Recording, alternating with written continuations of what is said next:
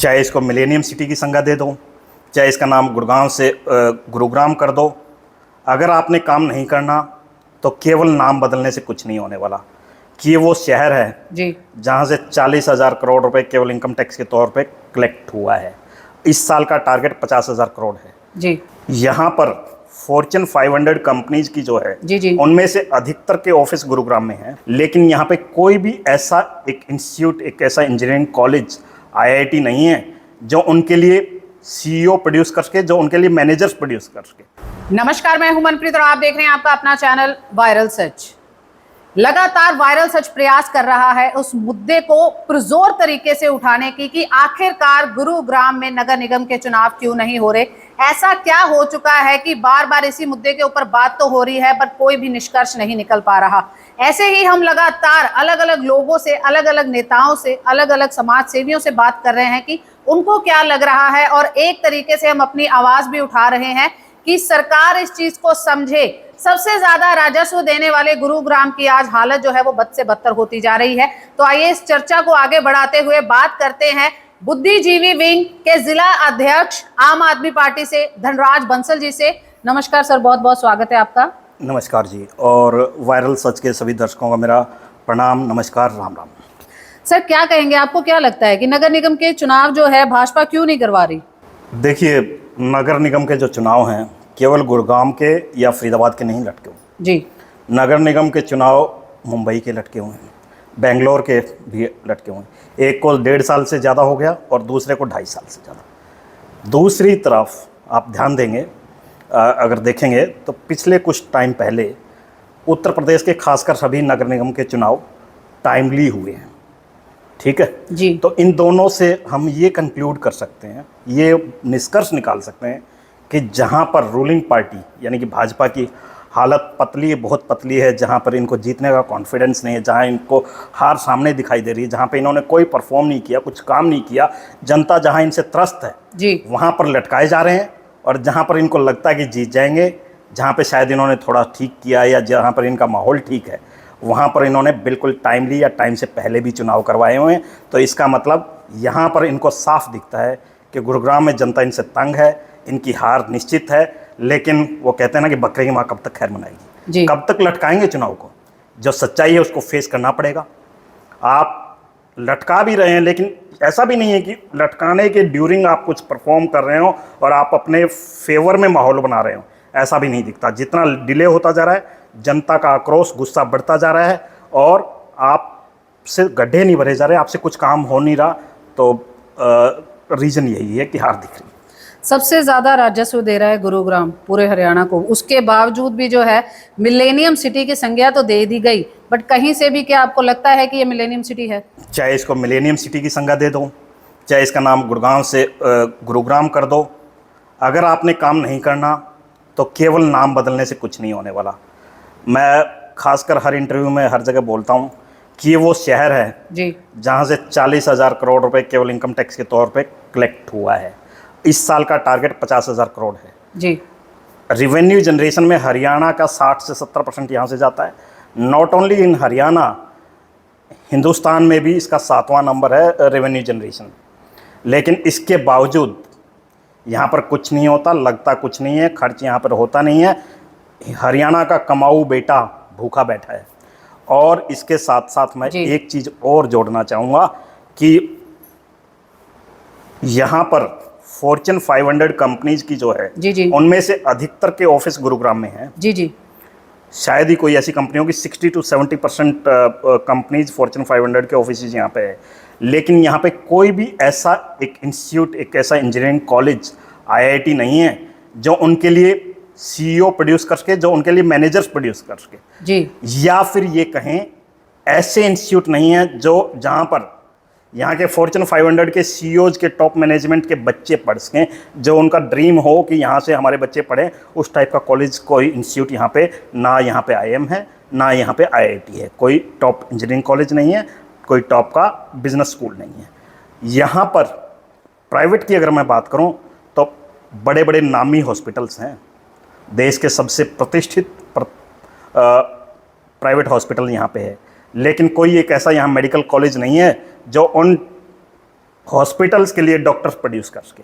जी तो क्या ये शहर डिजर्व नहीं करता कि यहाँ पर आईआईटी भी हो, आईएम हो और एम्स हो? जी मैं तो चाहता हूँ, और जनता इस पे अगर सवाल करते रहे और यहाँ के हमारे पॉलिटिशियंस इंटरेस्ट शो करें, तो ये शहर डिजर्व करता है जहाँ पर आईआईटी भी हो, जी एम्स भी हो और आईएम भी हो। एक ऐसा शहर, इकलौता शहर जहाँ पे तीनों इंस्टीट्यूट हों, आईआईटी, आईएम, एम्स यहाँ होने चाहिए। ऐसा शहर है ये, इतना रेवेन्यू जनरेट करता है, इतना पोटेंशियल है यहाँ पर। ठीक है, इसके साथ साथ एक चीज़ और है जो मैं कई बार सोचता हूँ, जो मेरे एक किस्म का ड्रीम टाइप से कहूँगा। जी देखिए, आप हिंदुस्तान के अगर इंडिया के बेस्ट टॉप यूनिवर्सिटीज़ का नाम लें, अगर आप लिस्ट निकालेंगे, गूगल करके आप लिस्ट निकालेंगे टॉप 10 यूनिवर्सिटीज़ ऑफ इंडिया, उसमें कोई भी एक भी प्राइवेट यूनिवर्सिटी नहीं होगी। मोस्टली क्या होंगे उसमें? Number 1 Indian Institute of Science Bangalore, जी उसके बाद आईआईटीज, आईएम, या कोई एक भी यूनिवर्सिटी ऐसी नहीं होगी जिनमें प्राइवेट की हो। इसके ऑपोजिट अगर आप इंडिया के बेस्ट स्कूल्स का नाम निकालेंगे, जी तो वहाँ पे अनफॉर्चुनेटली कोई एक भी सरकारी स्कूल नहीं है आज के दिन। जी तो क्या ये व्यवस्था परिवर्तन नहीं होनी चाहिए, जहाँ हम टॉप यूनिवर्सिटीज़ में केवल गवर्नमेंट वाले हैं, तो इसी तरह टॉप स्कूल्स में भी गवर्नमेंट स्कूल्स का नाम होना चाहिए। और इसके साथ साथ मैं ऐड करना चाहूँगा कि जो दिल्ली में दिल्ली स्कूल ऑफ एक्सीलेंस बना है, या फिर पंजाब में स्कूल ऑफ एमिनेंस जो बना है, आने वाले सालों में आप देखेंगे कि हिंदुस्तान के टॉप बेस्ट स्कूल में इन 2 स्कूलों का नाम जरूर होगा। और आम आदमी पार्टी इस डायरेक्शन में काम कर रही है कि स्कूल्स में भी टॉप में गवर्नमेंट स्कूल्स का नाम हो, और ये व्यवस्था परिवर्तन होनी चाहिए। ये केवल आम आदमी पार्टी ही क्यों, मैं तो मनोहर लाल खट्टर जी से गुजारिश करना चाहूँगा कि आपके पास लगभग 1 साल का समय है। आपको दिख रहा है कि आम आदमी पार्टी गुड़गांव में बहुत पावर से, बहुत मजबूती से लड़ेगी, तो क्यों ना आप इस 1 साल को यूटिलाइज करते हुए अच्छे स्कूल बनाएं। जब हम कहेंगे कि हमारे पास दिल्ली में दिखाने के लिए, पंजाब में दिखाने के लिए ऐसे ऐसे स्कूल हैं, तो आपके पास भी तो कुछ हो। अगर केवल पॉलिटिक्स की बात मैं करता, अगर केवल राजनीति की बात मैं करता, तो मैं उनको ये ना कहता। मैं कहता हूं कि आपके पास वक्त है, 1 साल का समय है, आप भी कुछ कर लीजिए। आपके पास भी तो हो कुछ स्कूल्स जो दिखाने के लिए। कहें, जब कहें कि अरविंद केजरीवाल जी कहें कि खट्टर साहब आप कोई स्कूल विजिट करवाने के लिए बुलाइए मुझे, तो आपके पास भी तो हो 1-2 स्कूल दिखाने के लिए। दूसरी तरफ हम जनरली कहते हैं, मैं कहता हूँ खट्टर साहब को, आप आइए दिल्ली के स्कूल हम दिखाएंगे। आप नहीं आएंगे तो हम हरियाणा वासियों को, हरियाणा के स्कूल स्टूडेंट्स को दिखाएंगे, दिल्ली के स्कूल दिखाने लायक हैं, वो हम करेंगे। धनराज जी, बहुत अच्छे ये 3-4 टॉपिक आपने बोले कि ये सब कुछ होना चाहिए, क्योंकि अगर गुरुग्राम सबसे ज़्यादा राजस्व दे रहा है, पर बड़ी बात यहाँ पर ये भी है, आप बड़े बड़े ख्वाब तो बहुत है गुरुग्राम के, पर अभी भी जो है मूलभूत सुविधाओं की अगर बात करें, वो तक गुरुग्राम को मिल नहीं पा रही। चाहे सड़क सुरक्षा, सीवरेज, पानी की बात करें, ये तो हो नहीं पा रहा, कूड़ा उठ नहीं पा रहा।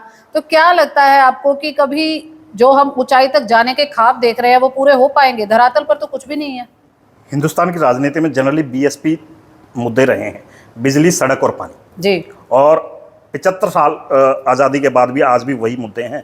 आज भी हम सैनिटेशन की बात करते हैं, गुड़गांव में जगह जगह कूड़ा मिलता है। जी जी, आपने बिल्कुल सही कहा कि यहाँ पे धरातल जो बेसिक एलिमेंट हैं, इसको हम मिलेनियम सिटी कहने की बजाय ये एक रहने लायक शहर भी नहीं है। अनफॉर्चुनेटली मैं कहना पड़ रहा, सच्चाई ये है, हमें स्वीकार करनी पड़ेगी।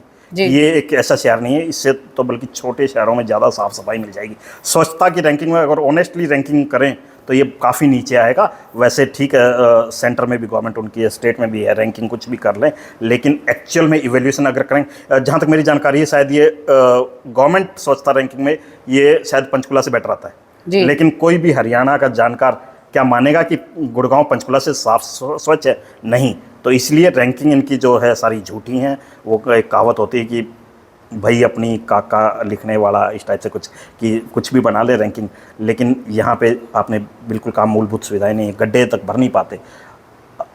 आप देखेंगे कि यहाँ सेक्टर 9 के चौक पे, आप भी कुछ दिन पहले मेरे साथ गए थे, हम गए थे इकट्ठे, BR अम्बेडकर चौक पे ट्रैफिक सिग्नल लगा हुआ है। उसके बारे में मैंने जुलाई में मुख्यमंत्री, DC, उपायुक्त सबको लिखा। 5 दिन पहले फिर मैंने रिमाइंडर डाला है, आज फिर मैं मेल भेज रहा हूँ। एक जो इंस्टॉल ट्रैफिक लाइट है उसके मेंटेनेंस में, उसको चलाने में कितना वो लगेगा, कितना एफर्ट लगेगा। इस टाइप के छोटे छोटे काम नहीं हो पा रहे, गड्ढे भरे नहीं जा रहे। जब देश के पूर्व माननीय राष्ट्रपति और देश के हाईवे मिनिस्टर गडकरी जी का यहाँ विजिट थी, जी, जी। उस दिन भी गड्ढे नहीं भरे। उस दिन कई राज्यपालों की विजिट थी, आप लोगों ने कवर किया जी, था। जी। उस दिन भी गड्ढे नहीं भरे जा रहे। तो इन्होंने तो बिल्कुल हद कर दी है। मतलब मैं I don't have words to say. आम आदमी पार्टी की अगर बात करें, संगठन जो है बनाना शुरू हो गए हैं, गुरुग्राम में काफ़ी मजबूती से काम कर रहे हैं। क्या लगता है आपको कि आम आदमी पार्टी जो है यहाँ पर अपना वर्चस्व कायम कर पाएगी? क्योंकि यहाँ पर हमेशा बात होती है कि बार बार रेफरेंस देते हैं दिल्ली का और जो है दिया जाता है पंजाब का, बट गुरुग्राम में जो है अभी तक कुछ ऐसा दिखाई नहीं देता। क्या कहेंगे? देखिए, आम आदमी पार्टी हरियाणा में अपना संगठन निर्माण में लगी हुई है। हर महीने हमारे प्रोग्राम चल रहे हैं। बिजली अभियान चला, बिजली आंदोलन चला, उसके बाद परिवार जोड़ो आंदोलन चला। हमारे 4000 से ज़्यादा पदाधिकारियों की घोषणा हो चुकी है। हमारा टारगेट है 2.5 लाख से ज़्यादा पदाधिकारी बनाने का, जो कि हरियाणा का सबसे बड़ा संगठन खड़ा होगा। और हरियाणा जो है किस्मत दिल्ली और पंजाब के बीच में सैंडविच है। जैसे जैसे पंजाब में काम हो रहे हैं, उनका डेफिनेटली पॉजिटिव इम्पैक्ट हरियाणा पे पड़ रहा है। और हरियाणा, गुड़गांव की जब मैं बात करता हूँ, गुड़गांव और फरीदाबाद में दिल्ली का सीधा असर आता है। जब लोग देखते हैं कि दिल्ली में अच्छे स्कूल बने हैं, अच्छे हॉस्पिटल बने हैं, तो गुड़गांव के लोग अब आजकल जब हम घर घर जाते हैं, लोग कहते हैं कि जब दिल्ली में ये हो सकता है तो गुड़गांव में क्यों नहीं हो सकता। लोग तैयार हैं। ये हमें जाने की ज़रूरत है, हम जा रहे हैं लोगों के बीच में। और जब जाते हैं तो बहुत अच्छा, बहुत पॉजिटिव रिस्पॉन्स मिल रहा है। लोग इंतज़ार कर रहे हैं परिवर्तन का, और परिवर्तन होकर रहेगा। और मैं चैलेंज के साथ कह सकता हूं कि 2024 में आने वाली हरियाणा में सरकार आम आदमी पार्टी की सरकार होगी। आम आदमी पार्टी विपक्ष की भूमिका निभाते हुए क्या कोई जोर लगा रही है कि भाई नगर निगम के चुनाव जो है वो जल्द से जल्द कराए जाए, क्योंकि ये एक अभी जो है रिक्वायरमेंट है पूरे गुरुग्राम की जनता की? आम आदमी पार्टी संगठन के तौर पर और पार्टी के तौर पर चुनाव लड़ने के लिए बिल्कुल तैयार है। हम जब अभी मैंने बताया कि बिजली आंदोलन हमारा चला, परिवार जोड़ो आंदोलन हमारा चला। हमारे कार्यकर्ता, हमारे नेता घर घर जा रहे हैं। कोई हवाई बातें नहीं कर रहे, जनता से जुड़े हुए हैं, जनता के मुद्दे उठा रहे हैं। ठीक है। और जो लोग दूसरी तरफ दूसरी पार्टियां हैं, वो अपना संगठन नहीं बना पाई, 9 साल से संगठन नहीं बना पाई। जब भी संगठन बनाने की बातें होती, उनके आपस में झगड़े, आपस में सिर फोड़ने पर करने लग जाते हैं, उतारू वो हो जाते हैं। ठीक है। तो हमारी पार्टी बिल्कुल तैयार है। मजबूती से चुनाव हम लड़ेंगे। और हम नगर निगम में जो एमसीडी में हमने काम करके दिखाया, दिल्ली में सरकार में तो जो काम किए पिछले कुछ महीनों में, एमसीडी में भी नगर मेयर हमारा बनने के बाद जो साफ़ सफाई अभियान दिल्ली में चलाया है, वैसा ही हम गुड़गांव में करके दिखाएंगे। और गुड़गांव को जो डिजर्व करता है, गुड़गांव जो इतना रेवेन्यू देता है, उसका हक हम गुड़गांव को दिला के रहेंगे। गुड़गांव को जैसे पहले कांग्रेस की सरकार रही, भाजपा की सरकार रही, इतना रेवेन्यू देने के बावजूद इसको अपना हक नहीं मिला। और हमारी लड़ाई ये रहेगी, गुड़गांव जितना जनरेट करता है रेवेन्यू, जितना कुछ करता है, यहाँ पे खर्च भी हो, गुड़गांव कमाऊ बेटे को उसका हक मिले, उसका वाजिब उसको हक मिले। बहुत बहुत धन्यवाद धनराज जी हमारे साथ बात करने के लिए। ये थे हमारे साथ धनराज बंसल जी, जिन्होंने बहुत ही अच्छे से बताया कि आखिरकार गुरुग्राम जो है राजस्व तो दे रहा है, बट उसके बावजूद भी यहाँ पर कुछ होता दिखाई नहीं दे रहा। मूलभूत सुविधाएं तो किसी से भी छुपी नहीं है। गुरुग्राम में नगर निगम के चुनावों को लेकर लगातार हम आवाज उठा रहे हैं, और ऐसी ही आवाज हम लगातार उठाते रहेंगे कि आखिरकार जो है सरकार चुनाव क्यों नहीं करवा पा रही, क्या ऐसा कारण हो गया कि बार बार लोग गुहार लगा रहे हैं और उसके बावजूद भी जो है कोई भी सुनवाई नहीं हो रही। आप सभी से भी अनुरोध है, अपने व्यूज, अपने कमेंट्स जरूर नीचे लिखें कि आपका क्या कहना है कि सही में भाजपा सरकार डरी हुई है या फिर कुछ और कारण है। नमस्कार।